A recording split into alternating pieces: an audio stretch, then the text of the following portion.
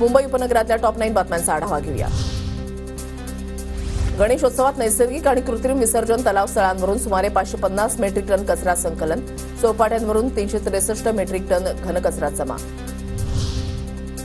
गणेशोत्सवानंतर आता बीएमसीकडून बॅनर जाहिराती हटवण्याची मोहीम हाती. 14,000हून अधिक जाहिरात फलक कमानी पालिकेनं हटवल्या.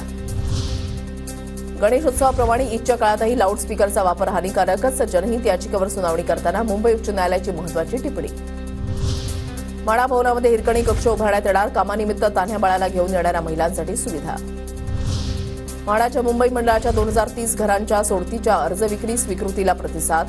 महागड्या घरांची संख्या अधिक असतानाही अर्ज विक्री स्वीकृतीचे प्रमाण समाधानकारक. आतापर्यंत 1 लाखाहून अधिक इच्छुकांनी अर्ज भरले.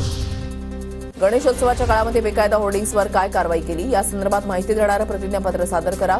मुंबई उच्च न्यायालयाचे मुंबई महापालिकेला निर्देश.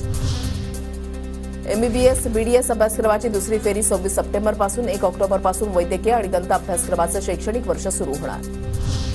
2 वर्षांमध्ये ज्येष्ठ नागरिकांसाठी लोकलमध्ये स्वतंत्र डबा, एका मालडब्याचं ज्येष्ठांसाठीच्या डब्यामध्ये रूपांतर. रेल्वे प्रशासनाची उच्च न्यायालयाला माहिती.